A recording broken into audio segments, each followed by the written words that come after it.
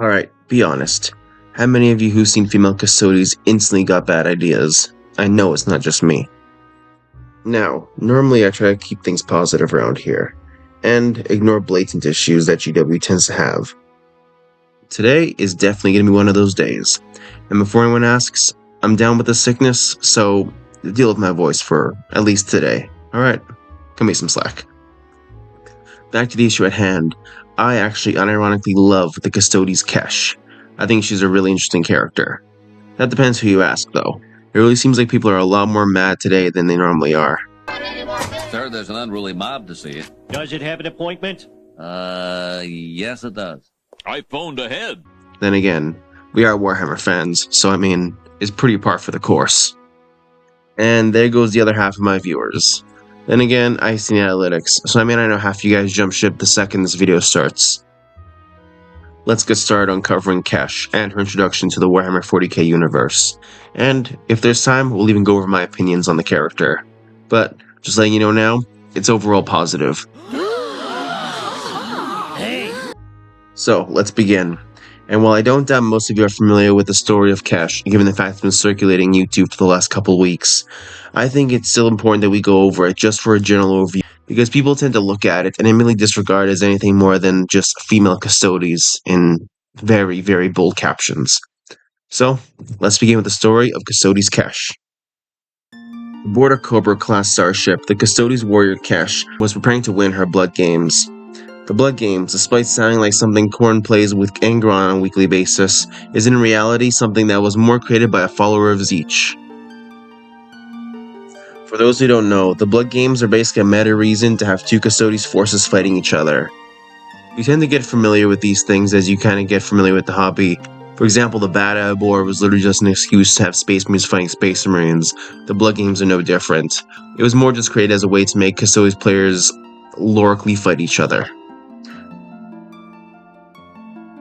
But regardless, the end goal for every blood games is for the Custodes in question, the attackers, the ones on offense rather, to try and successfully assassinate the Emperor of Mankind.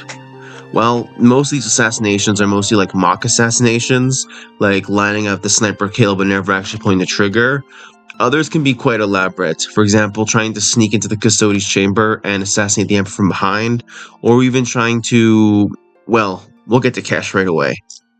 Custodes tend to prefer secrecy and stealth when it comes to performing their blood games, but Kesh, well, she's a little bit different, and it's one of the things that allows her to earn my respect, especially since I cannot begin to fathom the level of balls on this woman, alright? Because when it comes to assassinating the Emperor, like I said, most Custodes will sneak in through subtlety or subterfuge, try to find their way into the Emperor's halls, and perform a mock assassination. Kesh isn't like that. She isn't like your basic type of Custodes, because she decides to steal a, for lack of a better word, Giga Nuke from the dark vaults of Terra, which is where some of the most extreme and dark age technology weapons are located, and plans on having it detonate above Terra's orbit, with the intention being that it would destroy the Earth, Terra, and kill the Emperor, thereby solidifying her victory in the blood games. However, before she could successfully do that, Kesh would eventually be stopped as custodian wardens would teleport her aboard a Cobra-class ship and have her at spear point, thereby causing her to lose her blood games. Now, while this is a pretty uneventful blood games, the thing that always stood out to me is how Trajan Valoris, the Captain General of the Custodes at the time, has a point to mention specifically to Kesh that when she performs her blood games, that she has a tendency to be very over the top, implying and letting me and the audience know that this isn't the first time Kesh has done something so extreme and arguably stupid. Because how many people can say that detonating a Giga Nuke over top Terra's sky is a good idea? Now, this might sound cruel, this might sound callous, but in honesty, the crewmate that sold Kesh out and told the Custodes about her plan, he deserves to get lobotomized. I'm just saying, Kesh should have won. Kesh should have won. Am I simping? Of course, how could you not? She's physically outstanding. At any rate, now we've got the lore covered, I think it's time that we actually go over why you're wrong for not liking her. But before all that, I think it's important that you guys all let me know in the comments if you'd let Kesh go. Better hurry, her ship's leaving now. Now, while I do have my issue with how Kesh was introduced, given how nonchalant it was and just how matter-of-fact and, well, retconny it was, saying that there had always been female Custodes, I honestly can't think of a better way to introduce female Custodes, if I'm going to be completely honest. And if you want to hear more of my honesty, I honestly think how they introduced Kesh and the female Custodes to the setting was pretty perfect. To explain, GW avoided making Kesh a Mary Sue, as a lot of people have a tendency to throw that word around, especially when it comes to female main characters. But actually having her in her opening introduction actually lose, failing in her mission, something that Mary Sue's and quote-unquote strong female characters tend not to do. So already that's a point in her book to making her more of a compelling and sympathetic character. Not to mention, this opening brilliantly introduces her personality to us, as we know that she's brash, determined, and willing to do whatever it takes to get the job done, even if it means spiting the Custodes and the more traditional way. Given that, like I said before, Custodes do have a tendency to sneak around the palace, try to assassinate the Emperor. Kesh is the only one who's actually gone so far as to actually grab a Giga Nuke and try to blow up Terra entirely.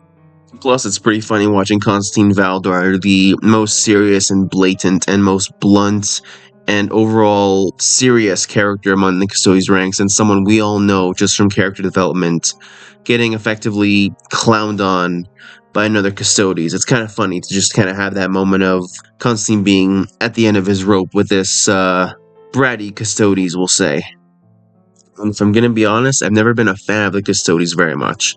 All of them seem too similar and cookie cutter and overall boring.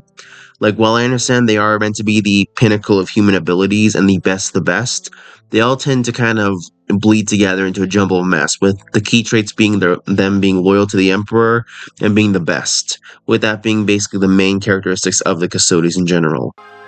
Kesh, on the other hand, completely deviates what it means to be a Custodes with her actions, and some of that earns my respect, given I am already not a fan of the Custodes, so having someone who is completely antithetical to what they believe has to earn my respect. Now, here's where a lot of people will find issue. Regardless of how well something is executed or introduced, people are always going to have issues. People are currently claiming that GW is currently trying to change the lore that there has always been female Custodes, something I myself also dislike.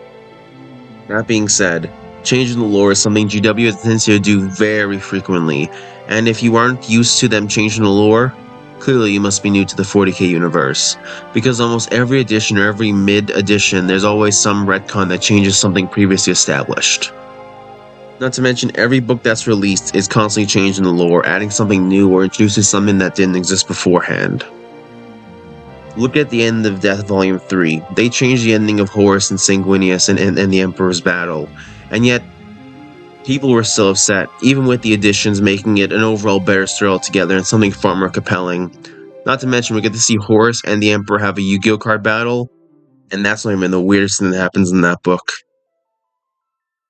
I'm rambling at this point, but needless to say, when people have a tendency to get upset about GW changing things, I think people need to remember and ask themselves a very simple question. Is Warhammer a story, or is it a setting? To most people, Warhammer Universe is a setting, a place where we can make our own stories and our own characters that expand and grow as we build our armies. And if that's the case, if you think that the 40k universe is a sandbox, then I can see how you could not like female Custodes. The introduction of female Custodes is no different than any other person making their own personal homebrew that changes the lore or modifies or builds on something that has existed already. And if you're familiar with this channel, and me personally, you should be aware that I love homebrew stuff, and people making their own thing in 40k, as I think that it's a setting where virtually anything can happen. It pulls from so many sources that virtually anything is possible in 40k, which is one of the reasons why I started my Homebrew Heresy series, and something I plan on continuing. Sorry that there's no new episode this week. I'm working on it, guys, don't worry. Now, if you view 40k as an overarching narrative story, that's also alright, but it's also something that I don't see how you could not like Kesh either. Her introduction was really well told from a storytelling perspective and leaves a lot of openings for her character to develop. So much so, in fact, that I actually want to start a Custodes army to kind of continue her story on, at least in practice and in spirit. So why don't you let me know in the comments which you view. Do you view Warhammer 40k as a story or as a setting first? And what your thoughts are on Kesh overall as a character. Because I'm super happy to hear your opinions overall. I really like Kesh and the story opportunities that she provides for this setting. That being said, I do not like that female Custodes do kind of drain away from the Sisters of Silence and the Sisters of Battle respectively, but as long as we have something to compensate and we get some really good books on their end, I think it should be fine with some female Custodes. That being said though, I am going to draw a line of female Space Marines, only because we've gone over that how many times and I don't feel like repeating myself here. Additionally, I should also mention that what's the problem with there being female Custodes? Like, genuinely, what is the issue with female Custodes? Now, if you're going to say that it's because GW is making the company woke, very clearly you aren't familiar with 40k either, given the fact that Margaret Thatcher is literally a giant orc leading a giant war across the galaxy. Not to mention the fact the entire setting itself is meant to be a parody and satire on totalitarianism. And people tend to forget one very simple thing. If you don't like it, ignore it. Half of 40k has bad lore that most people just tend to forget even exists. Like Malal. He doesn't exist, guys, but pretending he does is the same thing as ignoring a female Custodes exists. The same type of brain power needed. Now, I'm going to assume asking for a subscriber and a like is going to be a little bit difficult given the hot take I just dropped in this video. But if you want to see something a bit more entertaining and a bit more fun, why don't you watch one of my other videos instead? Or make suggestions for something you guys would like to see me cover. Overall, I got nothing else really to say. I'm gonna head off though. Hope everyone has a good day. Bye.